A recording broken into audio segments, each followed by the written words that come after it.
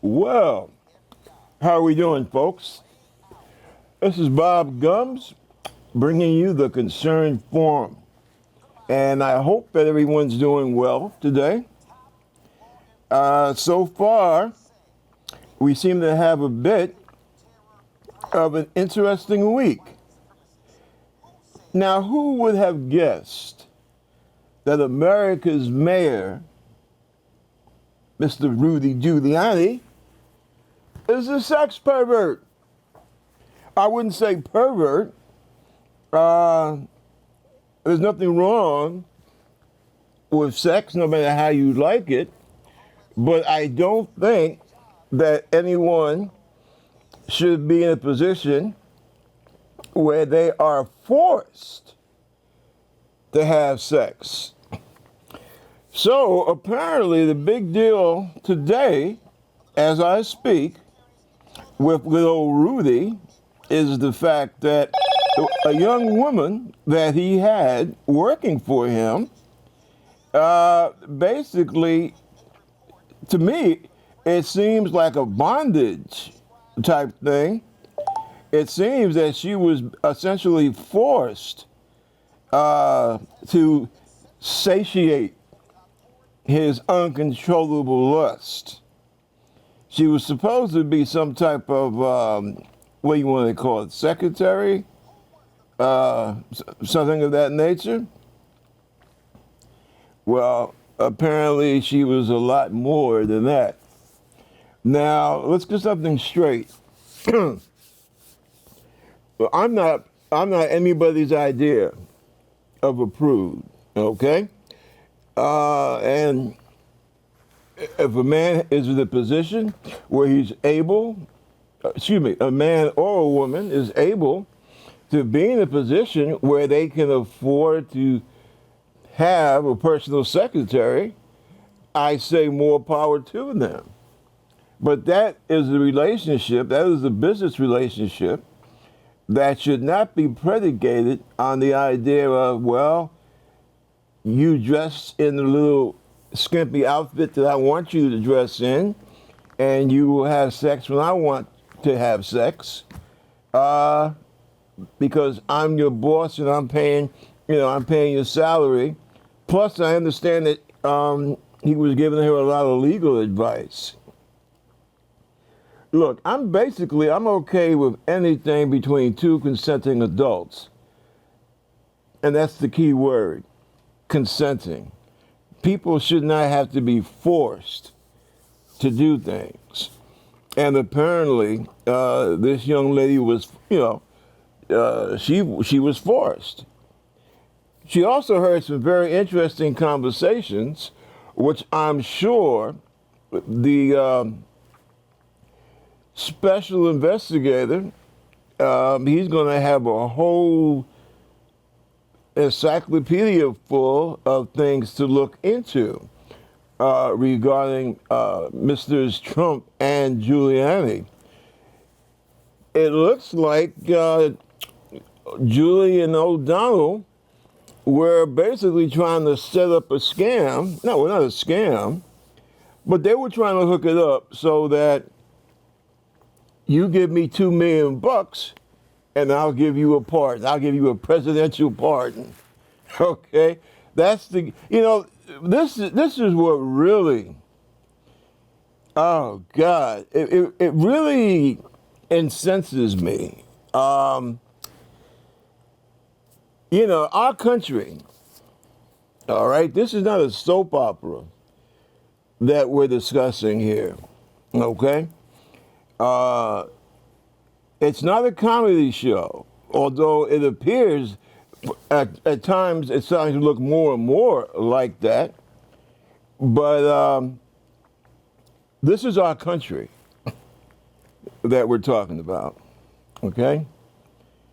Men and women of all colors, all ethnic backgrounds, all religions and no religion, all of these people have given their lives so that we can maintain this thing we call the Constitution, okay? And these two garbage garbage mongers basically, just like their friends on the 6th of January, they have urinated and defecated over the most important part of the American government, our Constitution. And see, this is why when somebody tells me that they support Rudy or they support, they still support Trump, I say, well, listen, you're either willfully ignorant or you're just plain ignorant, right? Ignorant means that you don't know something, all right? Willfully ignorant means that you know, but you just don't want to accept the fact that you know.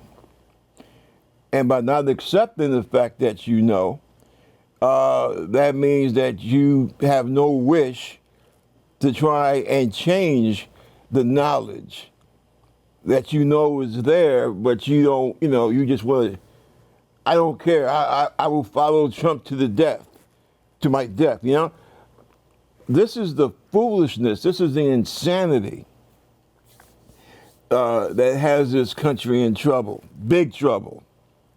And, are Democrats perfect? Hell no. But we're not trying to destroy the Constitution. And I say we. I have to say we because, for the sake of transparency, I'm a registered Democrat. And I am looking at running for office next year.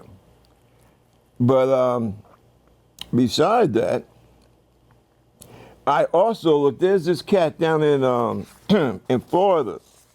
What's his name? Bowman or something? Black congressman. A black Republican congressman in Florida, of all places. In freaking Florida, right?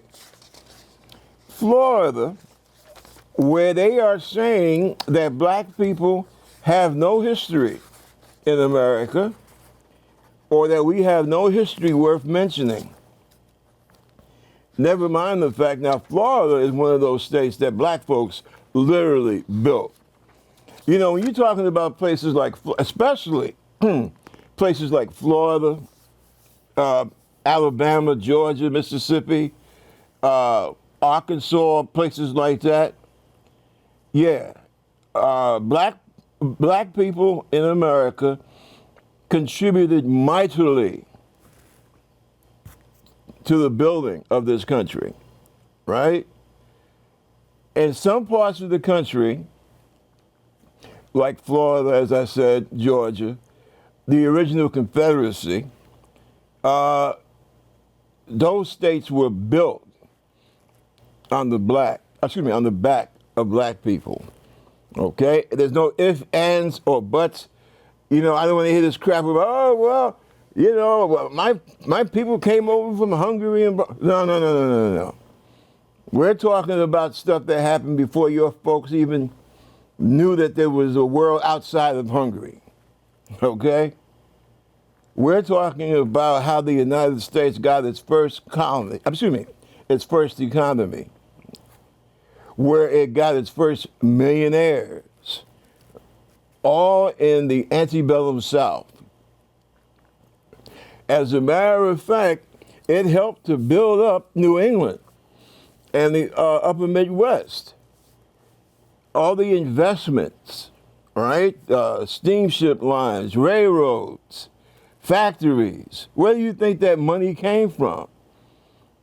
It didn't just flitter out of the skies, down from the heavens, into the hands of some genius. It didn't work that way. Okay?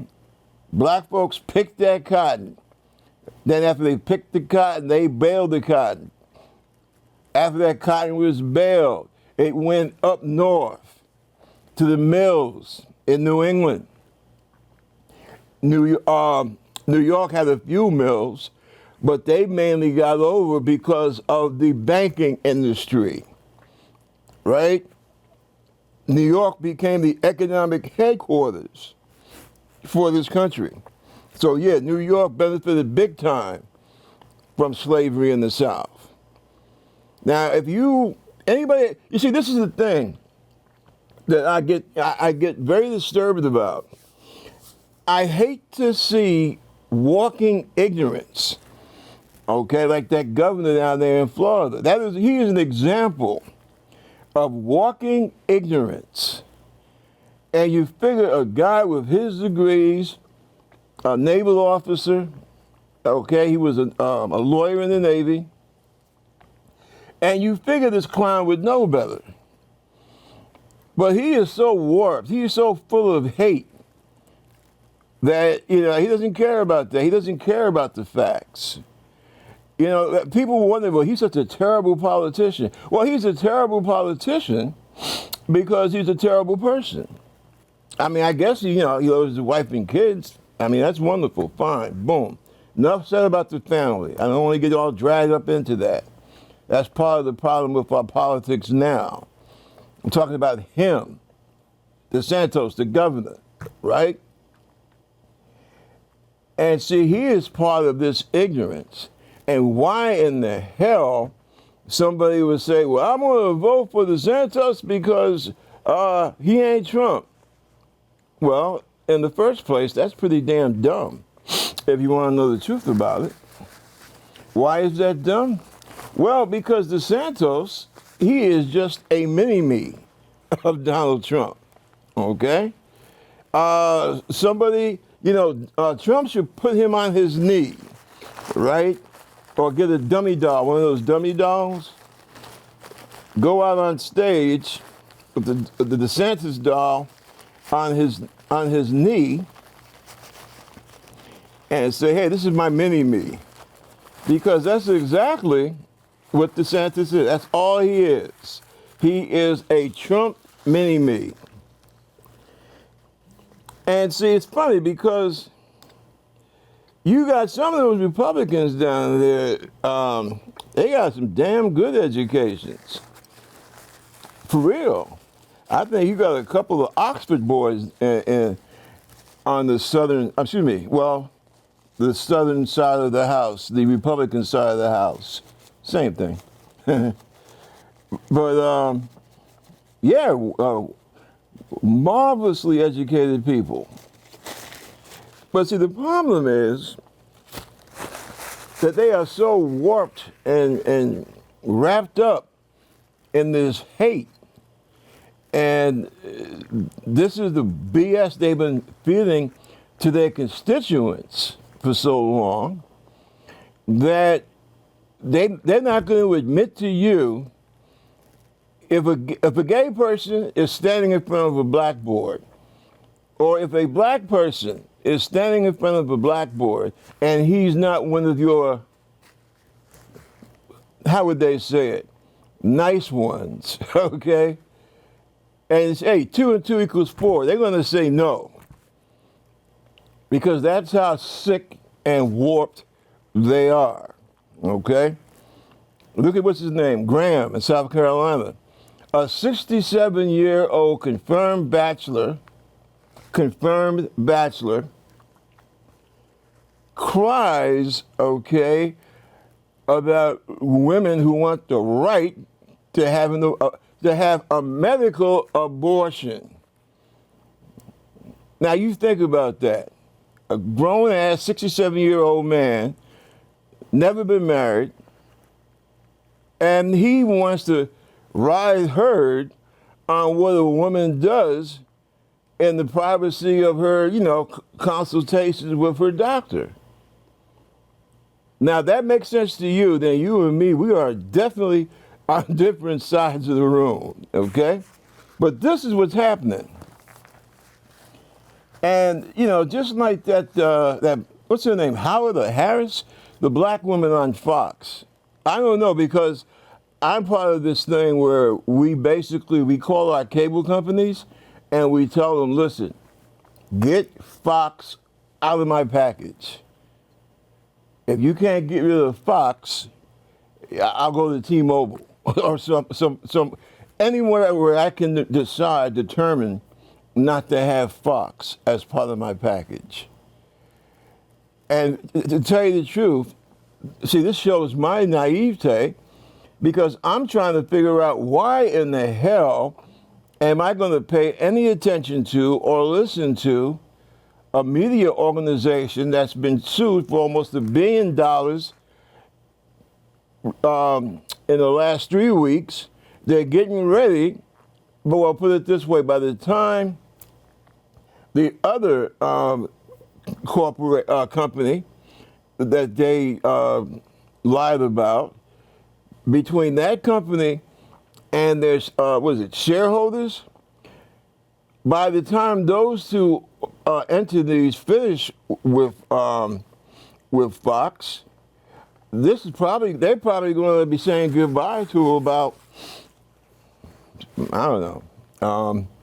I'm not an economist or a financial person, but I would not be surprised if we were talking up anywhere around maybe $10 billion. Okay? As a matter of fact, you might as well say that's a given. Now, that's my opinion. Okay? Because when they kicked out, might as well say $1 billion to Dominion, the other company that they slandered, they're seeing all this, and they're saying, well, hell, Dominion got them for $1 billion. We need to get them for maybe $3 billion, maybe $4 billion. And then you're talking about those shareholders. Oh, man. Yeah, you're talking about anywhere between $8 and $10 billion. So why in the hell, and excuse me, in my opinion, that's going to be a given. Okay? You insulted me like you insulted those guys over there, and they got to go to bat first, and I saw them get $1 billion, and you don't think I'm going to say, well, if they were good for $1 billion, I'm good for at least $5 billion? Shit, of course I am. Of course you would if it were you. And like I said, we're not even talking about the shareholders because they have been exceedingly reckless with that corporation called Fox. And now this is where I kind of question my side of the fence because I don't understand why the elected officials, I'm talking about from city council people, state assembly people, congressional representatives, both in the House and the Senate, even into the governor's office, I don't understand why they haven't gotten some kind of movement going to get Fox the hell out of New York City. We know this is New York. We're not going to starve to death if Fox has to up and leave New York City. We will get along just fine. And I don't understand why our elected officials haven't made that move. You haven't, tell Fox, listen, you have insulted New Yorkers time and time again. When you talk about immigrants being dirty, New York is the home of immigrants in this country and has been so since the days when George Washington was in the White House. And you insult our people like that? Black, white, red, yellow, brown. That's what the hell New York is. Yeshiva, St. Patrick's Cathedral, Little Italy. Come on. And you're going to allow a media organization to constantly castigate and inflame hatred? And, in my opinion, Fox is responsible for quite a few deaths in this country. And I'm saying the same thing the guy in the FBI said. We got a problem with Aryan nationalism in this country. They wish to kill people. I would remind everyone it's not a good thing to go through life wanting to kill people, because that causes problems. And people have a tendency to not wish to be killed. And if you continue to put people in those kind of situations, people might want to kill back. And we don't want to see that happen in this country. We went through enough of that in 1861. We don't need any more.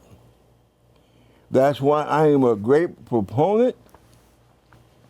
If you are above the age of 17, live and let live. Seriously. That's one of the things that makes democracies work. And when I see a black person or a Hispanic person or a Jewish person or Asian person or an indigenous person call themselves a Republican in today's Republican Party. Now, I'll say this right now. Michael Steele, I do not mean you. For you folks that don't know, Mike Steele was the chairman of the Republican National Committee during the time of Obama. And the Republican Party saw to it that they unceremoniously dumped Michael Steele. Was it because he was a black guy? Well, Mike Steele is a big guy, big man. He can paddle his own boat. But I would ask you out there, what do you think? And he's a good guy. All kidding aside, I have a lot of respect for Michael Steele. And I'll tell you why. Because he reminds me of my mom and dad. Because as I've said on this show many a time, my parents were rock solid Republicans. Okay? But that was during the time when the Republican Party meant something. When you had a party made up of decent men and women. Do you know who fought hard for ERA? Equal Rights Amendment for women. Republicans. I can tell you two right off the bat, extremely prominent people in the Republican Party. The Romneys. That's right. Senator from Utah, his mom and dad. Who else was fighting, and who were also fighting for choice, which the Republican Party was fully behind. Yeah. And we're talking up into the 70s. That's right, yeah.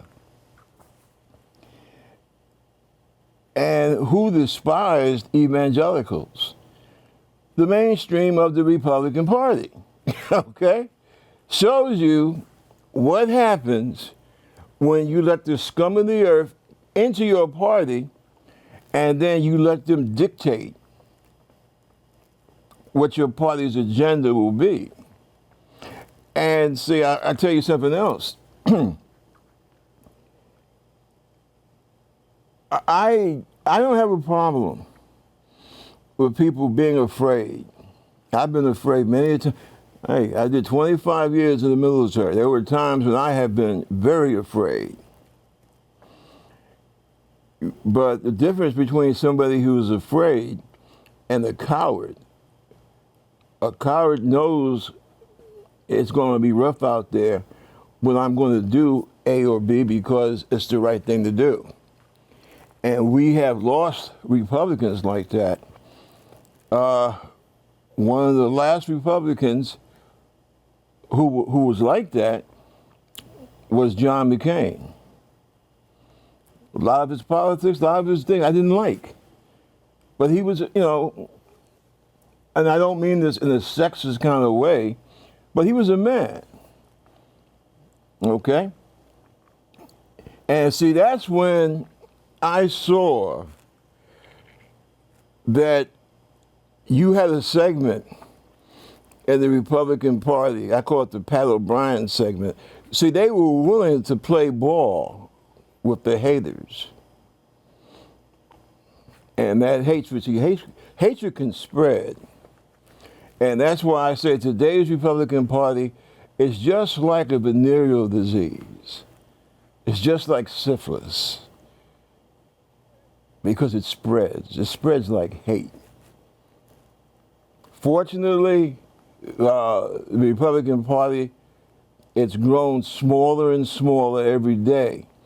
However, the people who are in the Republican Party have gotten more and more hateful every day. And when I see a person of color, a Jewish person, a person of color, Hispanic, you know, I'm going to tell you something. I never knew really what ethnic hatred was until I got stationed in Florida.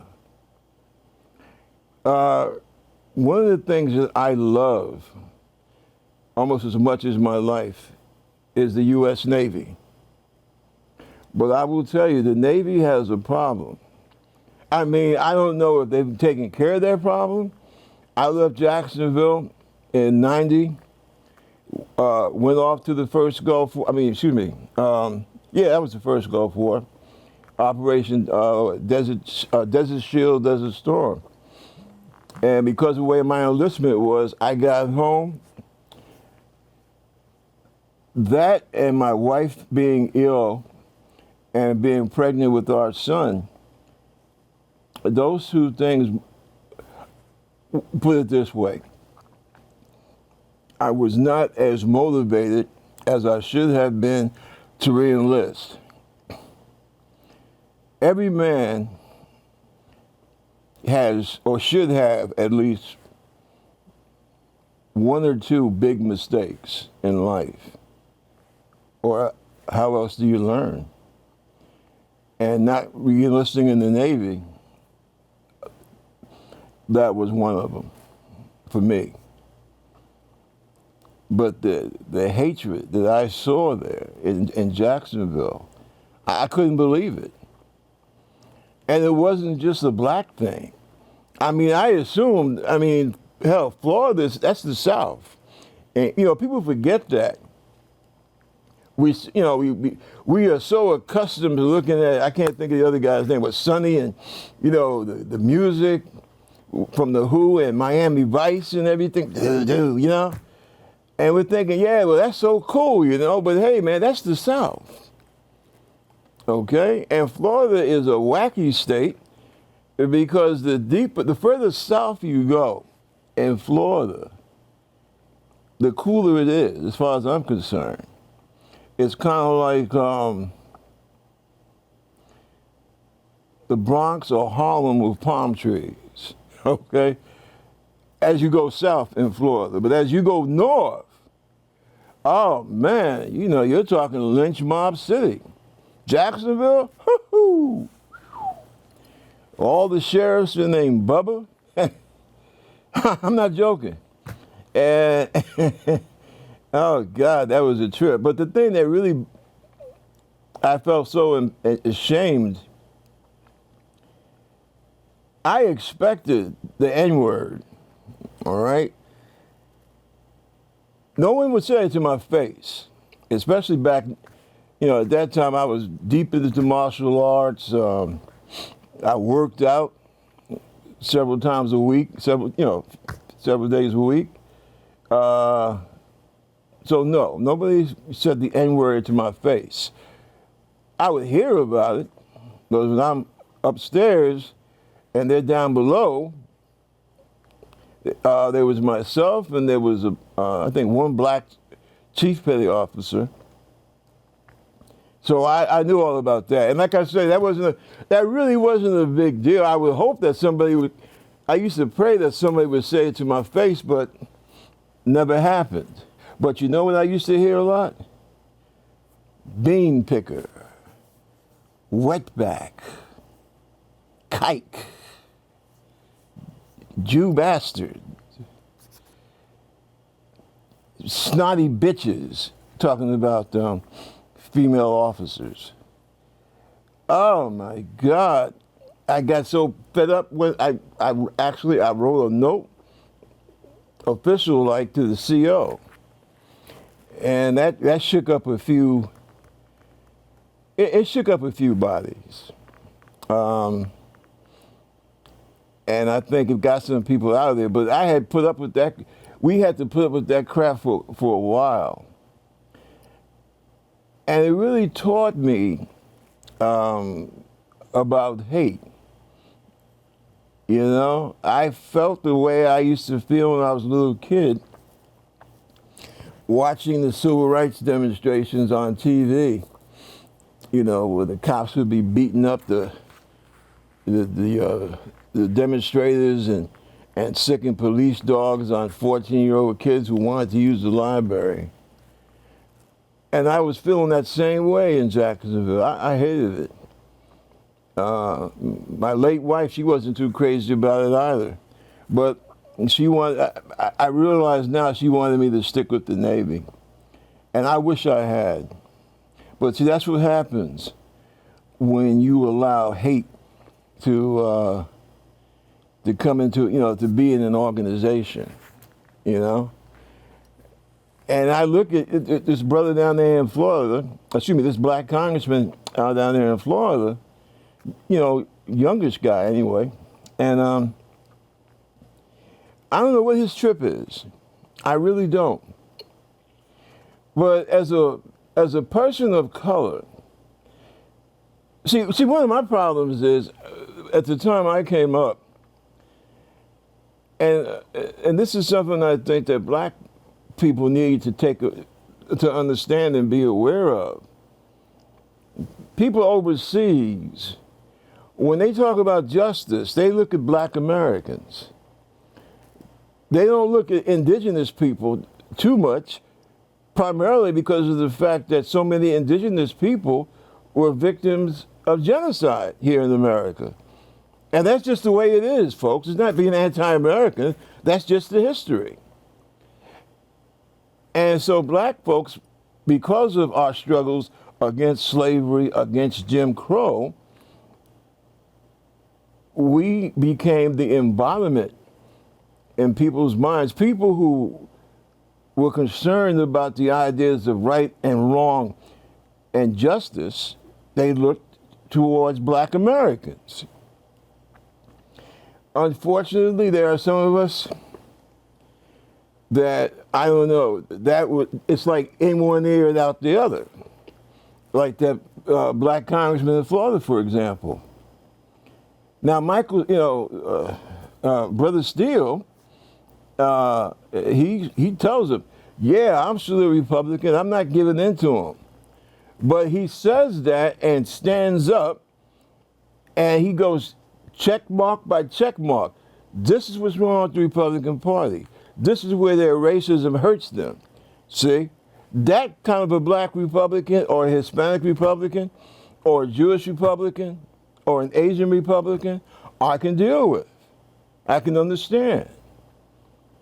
But these blacks that you see out here now, like this clown, this guy's an idiot running for lieutenant governor in North Carolina.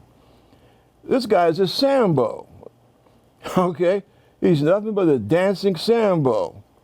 When he says that black people should pay white people for their freedom, well, I don't want to get too far. Okay, I don't want to go too far.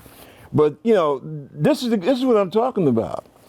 These are the type of blacks that inhabit the Republican Party today. Don't worry, it's a small minority. What I am concerned about, especially amongst black men, is the fact that a lot of us, a lot of us, for a whole bunch of reasons, have not educated ourselves in the political process. It's like when people go, well, how come Biden ain't doing this? How come Biden didn't do that? You know, that damn Biden, he ain't doing shit for us and blah, blah, blah, blah, blah. He apologized for the stupid-ass crime bill from, what was it, Clinton's first term in the early 90s? Early 90s, number one. Number two, let me tell you something about that crime bill. You know why that crime bill was passed, and you know why that crime bill was so harsh? And again, I know I'm going to catch hell for this, but look, if you're going to hang around here, you're going to speak the truth. I'm going to speak the truth. So anyone that comes here is going to have to speak the truth, or they're going to be called to account. The reason that crime bill was just whooshed, right through the Senate, right through the House, right to Clinton's desk and signed, was because of black preachers. Yeah, man. Yeah. Now everybody gonna be ducking. It's just like, it becomes like a Martin Luther King situation. You know what I mean by that? Now everybody loves Martin. I have a dream. Well, guess what? Up until he got assassinated, Martin was one of the most hated black men in the country. And I'm talking about by black people. So let's not forget that. I know, I was there. Okay? I was there in front of him when the brother spoke about the need to get the hell out of Vietnam. That's right. Right up there at Riverside Church, right here in New York. I was there. My mother made sure I went up there that morning. And black leadership castigated Martin, called him all kinds of names. Now, of course, his picture's hanging up everywhere next to the Kennedys, right? And in some spots, right up there next to Malcolm's. But that's now. Back then, woohoo! Oh, King caught so much hell for taking the correct and courageous stand. And see, that's the same thing with this whole business. Oh yeah, I remember when, Biden signed that damn crime bill and it caused all these brothers to go to jail. No, that's not true. Didn't happen like that. Didn't happen like that. Thousands of black preachers across this country said, why are you allowing the violence and the drug dealing to take place in the black communities? You wouldn't allow this to happen. You wouldn't let this happen in the white community. So what are you going to do? What the hell are you going to do when you think you have a whole community of people attacking you for being a racist, for not signing a crime bill? And as we all admit, Clinton apologized for it, Biden apologized for it, and more than apologize, they admit it was the wrong tactic to use because it just led into other problems. But see, this is what a lot of brothers don't understand. Brothers and sisters do not understand. Okay? Some of them because they're not old enough, to be quite frank about it. And some of them because they don't understand how government works, how our government works, how Congress works. A president in this country can just, it's damn hard, damn near impossible for him to walk into the office and say, that bullshit those Republicans are trying to pass is just that bullshit. It's crazy. I'm going to shoot it down. What a lot of folks don't understand is there are so many changes in the Constitution that a president has to go through to be able to change something or to do something. That's number one. Number two, yeah, there are times when the president can just say, hey, screw that. This is going down. Just like this thing with the whole the debt ceiling business. Yeah, now this is something that the president can, no, this has to be done. I'm going to give a damn what the Republicans say. But to do that, he's going to have to practically declare a state of martial law. Okay? And that is a big damn deal. Okay? You have to be very careful with that. Now, the thing about the voting, because there's several states that they basically have tried to stop, like this asshole in Florida, this governor they got there, this bigoted idiot. This guy has basically made a target on the backs of black men who might have been incarcerated and who now wish to vote after they have paid their debt to society. And I tell you quite frankly, and a lot of people are going to get mad at me, former convicts, former felons, because they've already paid their dues to society, so that's done.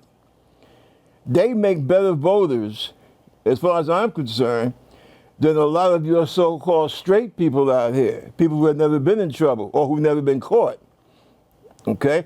And which makes me a little nervous, they have a tendency to be a little bit more, the way we use words in this country is pathetic, but I'll say it anyway. They have a tendency to be a little more conservative.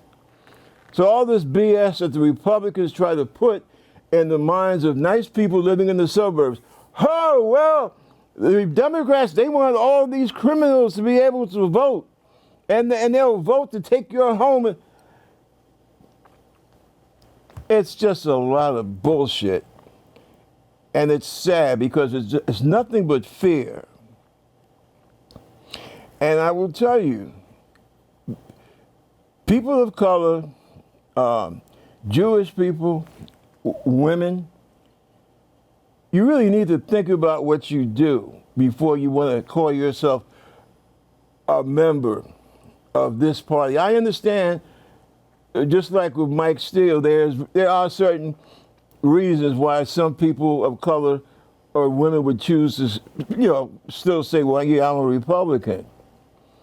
But if you are a person of color or a woman or Jewish and you claim to be Republican, what are you doing to take back your party, to make it an American party like it used to be, and not what it is now, which now is just, what do you call it, like that guy in Guyana where all those people were murdered, a cult, right?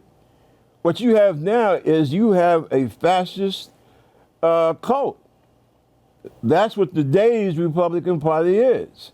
So when some clown like Moscow, what's his name? Moscow, whatever the name, the Senate Minority Leader says, Moscow Mitch, they call him? Moscow Mike, whatever, right? Somebody needs to ask him, when did he stop loving America? When did he stop loving the ideal of what it means to be an American? When did that happen? How did that happen? Why did that happen? That's the question I'd like for him to answer. The same thing with that clown in South Carolina, Graham. As far as the black guy, him running for president, that's a joke, okay? That's another Sambo.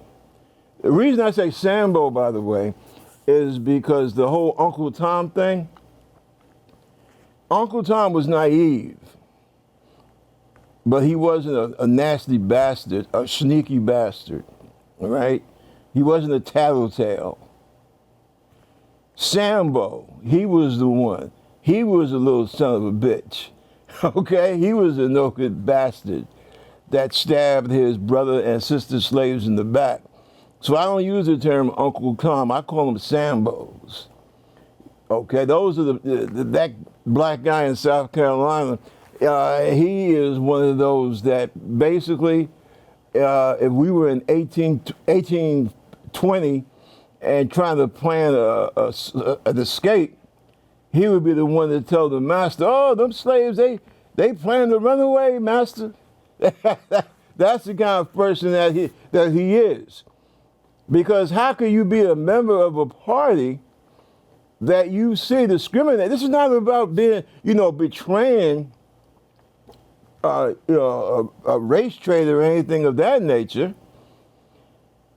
But you are betraying people who look like you because the party that you're in, they don't want your people to vote.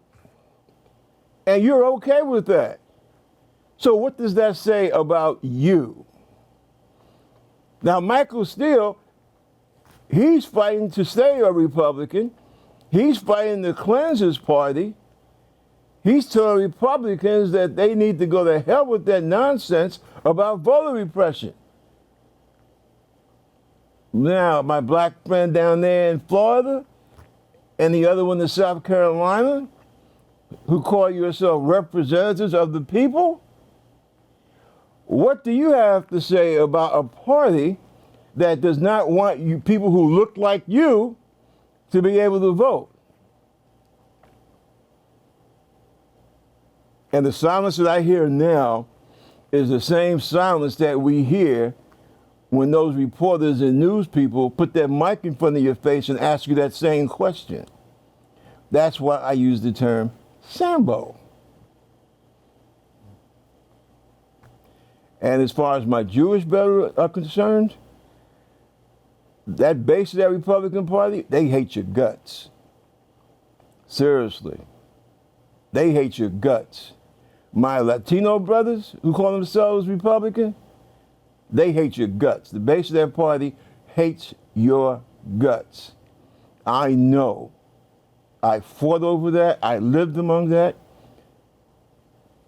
Part of the reason I left the Navy when I did was because I just couldn't see myself being in that type of environment. But I should have kept my cool and eventually got myself to another duty station. But I just didn't feel it was right, you know. I have a tendency to get emotional about issues of justice. That is one of my, how should I say, that's one of my qualities that I need to work on, quite frankly.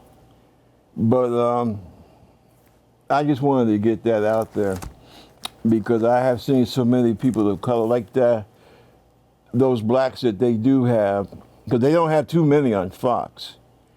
What's her name? Harris, I think the woman's name is. You know, the skinny woman, slender woman.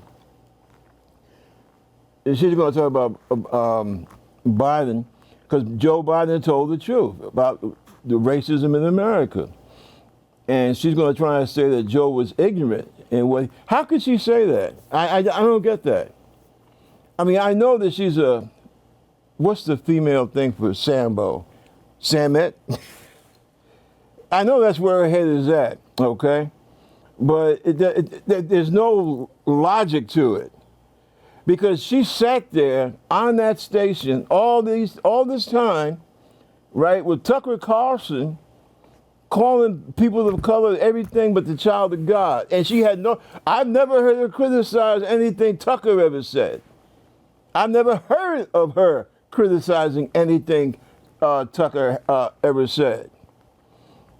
And I want to give a shout out to my boy, what's his name, Roland Martin, with his own showdown coming out of D.C.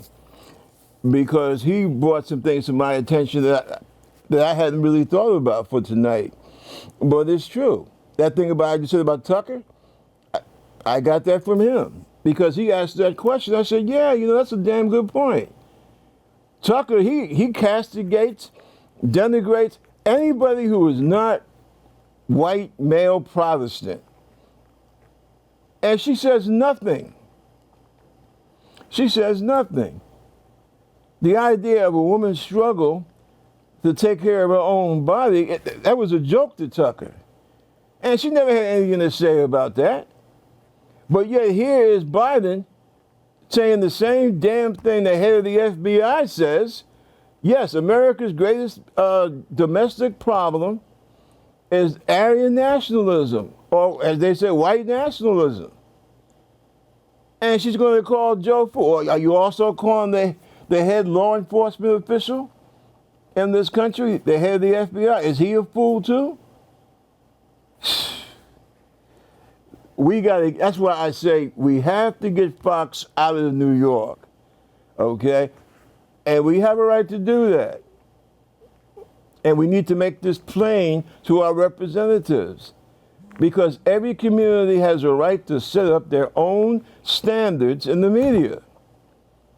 Even on this show, there's certain things that I can't do.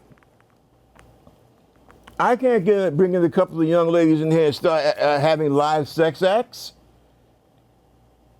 especially, I think, what is it, before midnight or something like that? Because you have standards that you have to follow. Well, why in the hell doesn't Fox have to adhere to these standards? You know, first they're saying that they're news, then they're saying they're not news. Well, whether they are news or whether they're not news, they are a media organization. And as such, they need to basically go along with our standards. We have a right. A community has the right to set their standards. And it's time for our elected officials to, hey, Fox, come here, man. You know, what is this? What are you saying? You let this guy Tucker say this and say that? On our airwaves? This is our airwaves. The airwaves belong to the public. You have no right to constantly insult people. And we also need to fight for that, to bring back the equal time thing. If you're going to talk on a subject that's in the public interest, then you have an obligation to make sure that you have somebody who has an opposing view to be able to say what they have to say about it. But something needs to be done, period. And this is one of the things that I do get on the Democrats about, because it's something that they need to be that they need to be aware of. This is something that they need to take care of. We can't have our kids growing up and our young people every day, they're being insulted every day on the airwaves. Oh, and while I still have time, apparently there was an incident, not apparently, it was, because a very sad young man is dead behind this incident. What I have to say on this is that we need to see and we need to hear. We need to see all the tapes and we need to hear all the testimony of the people on that subway car, before we rush to judgment. I know some people are not going to be happy with me saying that. I'm sorry. This is the truth. This is the truth area. Okay? And I want, and I say that basically I want to know all the facts before I condemn that gentleman for murder. I want to know what happened. I want to know, was he directly, physically harming anyone? And we have to look at it that way. Okay? Now, I'm a native New Yorker. I'm born and raised here. I think I started riding the subway by myself when I was about 7, 8. Yeah, about 8 or 9 years old. No, I think I was 8. Back in those days, your dad would take you to the subway station, right? And then he'd say, look, I'm going to the buddy's house or whatever. Here's the train. Here's where you got to go. There goes the D train. I'll see you later. See you when you get home. And I'm thinking I'm so cool. Then I found out later my old man was in the car right behind me, basically watching me like a hawk. But yeah, up here, especially when I was coming up, that's how you did it. You were trained from a child how to ride the subways, what to do, what not to do. And I tell you quite frankly, 2 months ago I finished up a job way the hell out there near where the Mets play. What was that, City Stadium or whatever? Oh, God, look. They have to do something about the subways. And we have to, in our community, in the communities of color, we gotta understand something. You don't have a right to hurt anybody. You don't have a right to interfere with anyone. Okay? Bottom line. I don't think I need to elaborate on that. Black, white, yellow, brown, red, makes no difference. You're sitting in the subway minding your business. No one has the right to screw with you. By the same token, we have a lot of people in this city that do have problems. And no matter which way this thing goes, I have a big garbage can for the social services in this city, because I think that it is a crying shame that most of the people that work in the social services system, mental health, what have you, majority of them are people of color. And the way that I have seen the people that work for the human services in this city, the way I've seen them treat people that look like me is pathetic. And it is wrong. And this brother should have been able to get the help that he needed.